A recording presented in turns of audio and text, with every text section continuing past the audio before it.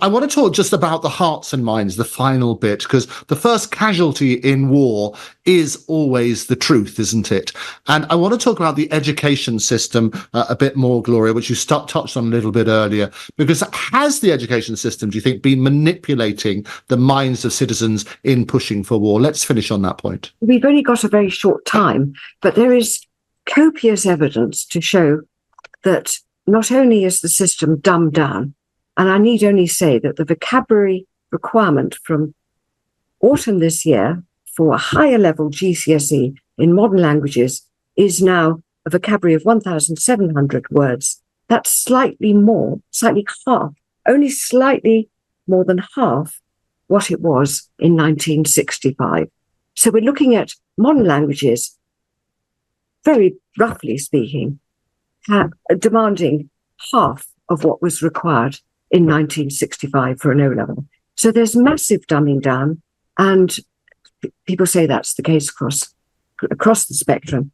And not only that, but with the dumbing down of the syllabus, brains are dumbed down because we expand our minds with challenge. And psychologist Erickson has talked about the concept of deliberate practice, which is drilling down in a vertical direction, going deep into subjects, well, with a vocabulary of 1,700, no way you can do that, and expanding across. And what Robert's told us is that the information being provided in the mainstream is only part of the story, and that's certainly the case in education textbooks. The history textbooks is full of half-truths.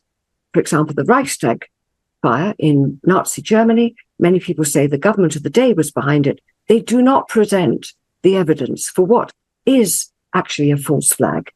And at this point, many voices are saying, perhaps there will be a false flag. Word on what that. You seem to have frozen, Gloria. You froze briefly. Time, sadly, is against us. What I would urge everybody to do is to go to your brilliant website, which has got a lot of these resources, winningwithoutwar.org. You can also follow the fantastic organization on Twitter, or X as it now is. I've done that myself, so do come and join us there. But I think the principle is this, isn't it? Is that winning without war is the end game that will assure a win-win solution for all parties. And getting there involves in what, as you said earlier, in Gandhi's words, it's fighting for truth, isn't it? And the battle, as I always say, should be fought in the debating chamber and not on the battlefield. Critically analyzing global affairs. The Muckrakers on today's News Talk, TNT.